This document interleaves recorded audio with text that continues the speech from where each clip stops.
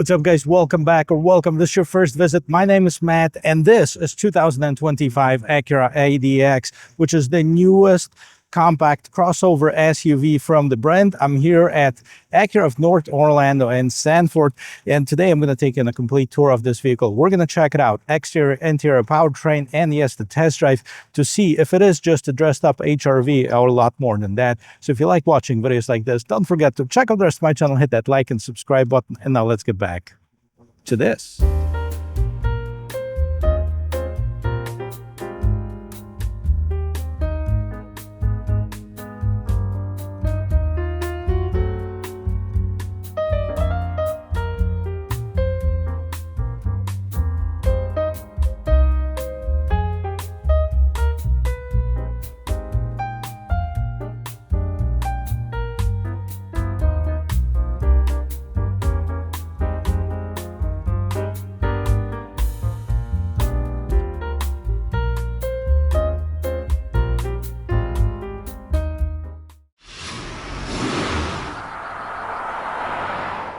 In February of this year, I was at Chicago Auto Show and I was able to see one of those firsthand, but I wasn't able to drive it or take a full tour of the interior or get the exact specs. And I go like, that looks great. I need to come back and do it when it comes to the dealership. And here it is at Acura of North Orlando and Sanford. This is one of their demo units, which they can't sell, but they can show to customers. So if you're anywhere in the area, come and test drive one. Let's take a look and see what it is. So here it is, guys. Even though it is based on the Honda HR-V, it looks nothing like this, especially right here in the front. We have all of these luxury amenities, the chicane style LED driving lamps. We have the LED headlamps and LED fog lamps right here at the bottom. And of course, the front end looks just like any of the other Acura SUVs. We have this long hood finished up with this beak Acura logo right in front with the front-facing camera. If you like the color of this particular one, this is the platinum white color, looking really sharp. And look at this crease in the middle of the hood, long hood. Let's see what's underneath it. And that is different than what you'll find on the HR-V, because the ADX is powered up by the 1.5-liter turbocharged four-cylinder VTEC engine with 190 horsepower, 179 pound-feet of torque, made it to a CVT transmission with 6 simulated step gears available as a front-wheel drive or all-wheel drive. Now, the HR-V, as a reminder, is powered up by the 2-liter four-cylinder engine with 158 horsepower. So there is a difference of about 32 horsepower between the two. And this engine is a variation of the one that you'll find on the Civic Si or the Acura Integra. Now, I kind of wish that they did the hood struts versus this prop stick in here, but we still have some sound insulation, and definitely we'll check out the quietness of the cabin at the end of this video. It's a great looking vehicle, and while the back kind of reminds me of the Honda HR-V, the front end looks completely different. It is longer.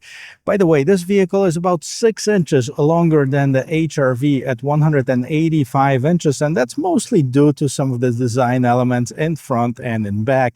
This is also the A-Spec trim level, which is the highest trim level available.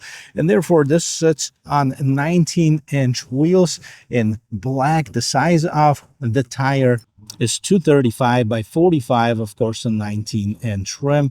Continental is the choice of tires that Acura are using for this vehicle. I like this shiny black accents that are around the wheel wells and at the bottom of this vehicle. Of course, that continues on the top as well. The surroundings of the windows, the mirror, we have the A-Spec trim on the side, turn signal that's built into the mirror, blind spot assist, and here on all 4 doors we have the ability to access the vehicle as long as the key is somewhere on you. You can unlock it or lock it. Panoramic sunroof on this top of the line trim, and let's take a peek at the back end of this vehicle. That, of course, has the similar lights like you've seen of some of the other Acura models. I like the way they look. They're all LEDs encased in this clear plastic. A-Spec on one side, we have the ADX on the other side, Acura logo in the middle, and all-wheel drive, as this is what I have for you today. Dual exhaust, and then we have a bit of that shiny black with some shiny gray color, rear view camera, exposed wiper, and the third brake light. Let's see what we have as far as the roominess in here. We have the power tailgate. Behind the seats, we have 24 cubic feet of storage. And that is exactly the same as you'll find on the HRV. Let's see what's underneath here. Spare tire. For those of you who are looking if it has one, yes, it does. We have some illumination in here, 12 volt, 180 watts power outlet. We have a speaker here as well. Cargo cover. The seats, as you can see, can be folded 60-40 split. Let me see if I can do that. And that's when you drop both of the seats, you can extend your cargo room to about 55 cubic feet, which is quite a bit for a vehicle of this size. Well, let's take a look and see what's going on in the passenger compartment. Starting with the roominess in the back seat, let's see if a 6-foot tall adult can fit in comfortably, and yes, I can. I have this front seat adjusted to my regular driving position. I have about 1.5 inches, maybe 2 inches in front of my knees. I have about 2 inches above my head and plenty of shoulder room, and it is comfortable in the back. Let's check it out. Getting into the interior, we're going to take a look at this rear door panel. So you have some nice and sporty red leather wrapping. On the armrest, we have the window control, 2 speakers right here. This is part of that 15 speaker Bang & Olufsen stereo. This is hard plastic, though. Kind of wish that Acura switched that out and give us a little bit more of the plushy feeling in here, but you do get that right inside. You have this sporty red interior. If you don't like red, they have other options. This one looks pretty sweet though, with the suede inserts, and the seats are nice and comfortable. We have a perfectly flat floor in here, rear vents, 2 USB type C ports, and if you look up, yes, we have the panoramic sunroof. Let's check it out and let's see what's going on in the front. As I mentioned, this vehicle is 185 inches long. The width of it is 72.5. The height is 63.8, and the wheelbase is 104.5. So it's exactly the same as far as the wheelbase as the HRV. Should have the same interior. Let's take a look, starting with this front door panel. And then you can see that Acura likes the driver more than the rear passengers, because now we have the softer materials as far as in this. We also have the leather wrapping with the suede insert, some black, shiny black trim, Bang & Olufsen. This is the stereo that you're getting on this top of the line trim, window mirror lock controls, 2 memory seat settings, and more storage at the bottom of the door. We have the A-Spec displayed at the bottom, and yes, we have the power adjustments for the seats. Now the seats are more profiled right here in the front than in the back. They are nice and comfortable, and it is a sporty feel when you have the aluminum and rubber pedals right here. On the left hand side of the steering wheel, we have the opening for the gate, and you can turn off your traction control. We also have a bit of a storage. The steering wheel is tilt and telescoping. It is manual adjustment on this premium SUV. Let's check it out and see what else we have. Now let's start with the sound of the closing door. Pretty good, actually. It says check rear seats, and we have some animation going. Acura, and the vehicle is going to come to life once you press the start stop engine button. So now this is a 10.2, I believe, inch display for the instrument cluster, and we have a small display as far as the infotainment system. This is 9.2 inches. We'll get to both of them in just a sec. Start with the steering wheel. Good size steering wheel. We have some contrast stitching on the inside. We have this golf ball texture on the side, solid on top and the bottom. A-Spec heated steering wheel button on the right hand side. We have the cruise control setting and adaptive cruise control setting. On the left hand side, we have the volume seek track. In the back, we have the pedal shifters. Of course, this is a CVT transmission, but it has simulated gears, and the stalks in the back. One for the light, the other one for the wipers, and the one on the left, of course, is the turn signals as well. So what's going on in the instrument cluster right here? We see On the left-hand side, we have the tachometer, right-hand side speedometer. We're in park and 63 degrees outside. On the right-hand side, you have the fuel gauge. On the left-hand side, temperature gauge. Let's see what we can change here. So on the left-hand side, you see we can do customized display, basically see what's showing and what's hidden, audio and clock. We'll go back from here. Back, phone, FM, AM, USB, Bluetooth, Apple CarPlay, Android Auto customized display. So that's basically what we have. And back to here.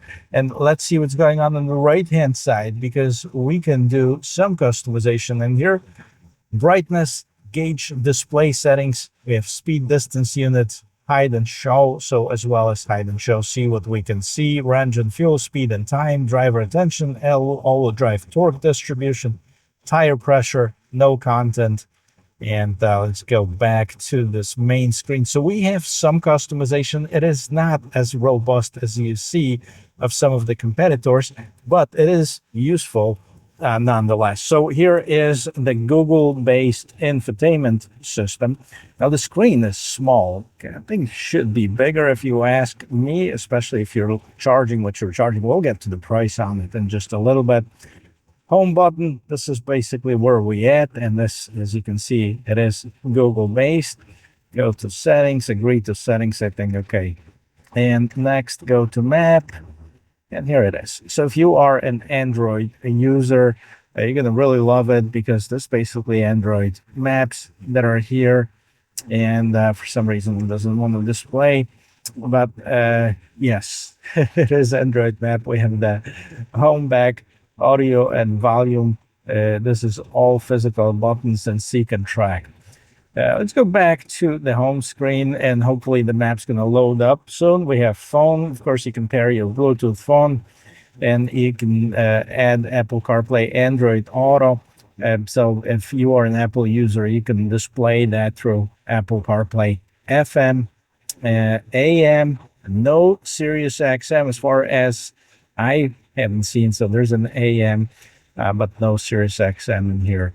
The stereo system is really, really good. So yeah, these are your choices: USB, Android Auto, AM, Bluetooth Audio, Apple CarPlay, and news. Surprised why Honda doesn't use the Sirius XM, maybe some kind of licensing constraints that they have. But the stereo system sounds absolutely amazing. It's very loud, it's very clear. Again, this top-of-the-line trim features a Bang & Olufsen stereo, 15 speakers. Really good. What else we have? General settings, vehicle settings. So driver assistance setup, meter setup, driving position setup, keyless access setup. By the way, this is the key that you'll get with the new ADX. Acura on one side, driver one. That means that it's going to adjust the position to whatever you set for driver one. So engine hold, so that's remote start. We have the unlock, lock, and hold to open the gate. Power tailgate setup, climate control setup, individual settings, maintenance info. Go back, see general settings, so system connections, privacy, display, sound, volume, camera, voice control, security, Google advanced settings. That's what we have in the infotainment system. Switch it to reverse, and let's take a look at this rear view camera. Now we also have the top down view, because that's 360. This vehicle screams larger screen. Everything is good. I mean, I like the quality of it. I like that it takes up the entire screen. It's just the screen is a bit too small, in my opinion. Let me know what you think in the comment section. But overall, a good looking camera system. And we also have, of course, the active trajectory lines. Kind of missing one thing. If I were to complain about something, I would like to see those trajectory lines from the front as well, to see if you would hit something if you're backing up. Now, that does show the wheels turning. But anyways, so that's what we have. Put it back in park. As far as different drive modes, let's see. They display here. So individual, press switch to activate. You can hit this, press and hold to customize. So there you go. Engine, normal. We can set it up to comfort, normal, and sport. Same thing with the steering. Engine sound. idle stop enabled, and gauges, comfort, normal, or sport. Now, so I assume that the other drive modes are comfort, snow, and normal, as what we've seen on the previous screen. And it looks pretty cool. What changes, comfort has the blue lights, normal has white lights, and if you go to sport, of course, red, more sporty appearance. Down here, you have the same kind of design as you've seen on the Civic and on the Acura Integra. I like it. I like the dashboard too. We have some red, we have some polished aluminum. Nice design overall, a great looking one. Dual zone climate control. Let's get this heated up and see. Look at this. When you turn it to heat up, it turns red around those dials. And when you are turning the temperature down, it turns blue, kind of like in the Mercedes as well. So we have a bunch of shortcut buttons for your climate control, heated and ventilated, or ventilated and heated seats. And then down here at the bottom, we have two USB Type-C ports, a wireless charger, and I like that they didn't go with this silly push button shifters, but we have the regular shifter. Okay, individual, this is the mode that you can set up yourself, different driving modes. We have the auto start stop feature. You can turn that off, electronic parking brake, brake hold, and the hill descent assist. And then we have cup holder one, and then we have another one right here in the front. So I'm gonna have to play for it, whether the driver or passenger is using it. A bit more storage down here in the middle console. And as we scroll up, we have the frameless mirror. And this is the auto dimming mirror, but there's no home link system. Again, Honda and Acura as a brand, for some reason, they're not providing us with this home link system. It might be a part of a package or an option that you can get. I know some of the Hondas offer a mirror that actually have the home link system. So as far as the doors or the lights, we can set it up on when door is open or off, LED lights. And of course, we can open the cover. We can slide open the roof, letting some air and light inside of the cabin. Very nice. We have the sunglasses holder, SOS button, illuminated mirrors, and here's another speaker up on top. So 15 speaker. The stereo sounds amazing. By the way, there's one up front here as well. And this is the interior of this 2025 ADX. Well, let's talk about pricing and take it for a spin. At the time of filming, the Acura doesn't update their website yet as far as the exact pricing of the vehicle. The only thing they show is that the ADX is going to start at $35,000, the A-Spec package at $38,000, and the A-Spec with advanced package, which is this one, at $42,000. The sticker price on this is about $46,000. So let's talk about that in terms of where it fits in the segment. At $35,000, it sounds like a pretty good value, depending on what the standard equipment is going to be just on the regular ADX. I know it's going to have lesser wheels, probably not as fancy stereo system, no sunroof, and it is a front wheel drive. The all-wheel drive that I know of is going to add about $2,000 as an option. They're all going to drive pretty much the same, with the exception of how they feel on the road based on the tire size. And that's what we're going to check out on this top of the line trim level. The one thing I've noticed that it is pretty quiet in the interior. Yes, you can hear that 1.5 liter VTEC engine, but it's not overly loud. Well, here it is a 4-cylinder vehicle. So what do we expect? Well, the GLA is a 4-cylinder, the X1 is a 4-cylinder. Now a little closer to home, we have the UX, or is it more of an NX competitor? I think it's more of a UX, kind of in between actually. And it's got a decent acceleration. People drive like crazy though here, I gotta tell you. and we're gonna check that out. Hopefully I'll have a straight road somewhere where I can stop and accelerate to see how the pickup is. Now on paper it's about 8.1 to 8.5 seconds, which is nothing very impressive. It is more powerful engine than the HRV. However, it is also heavier than the HRV. Now it's got more goodies, it's got more options, so it's about 300 pounds heavier than the HRV. As far as the gas mileage, 25 in the city, 30 on the expressway. I mean, that's what's listed on the sticker right here. All right, do we have anybody behind us?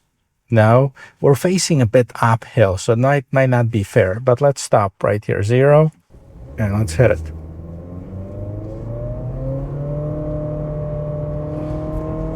You can definitely hear that engine. Yes, about 55 miles per hour. That's about as far as we can go. And we're going to try it again. This is going to be facing downhill. Maybe it's not going to be as bad. But you're not buying this vehicle, hopefully, to race. Now, this is the same or a configuration of an engine that is used, like I mentioned before, in the Honda Civic Si, but it is a heavier vehicle. And the CVT is the only option that's available.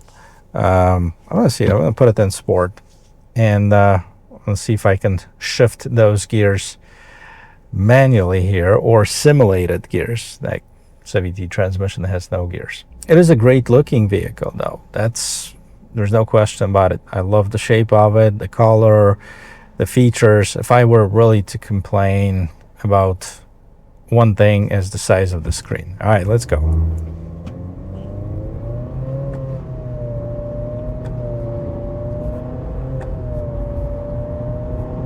All right, well, it goes. But again, for what it is a nice driving vehicle. Now, but at $35,000, it's a great value. At $46,000, you're getting very close to the RDX. And of course, you're not going to get an RDX with advanced package at the same price. But you're going to get a base RDX probably somewhere in the $47,000, $48,000. So that is very close, but that's not unusual with the manufacturers to end their entry-level models to where the higher trim levels or higher models begin. So depending on what you want, some people just don't like the bigger vehicles, and then there's another option for you.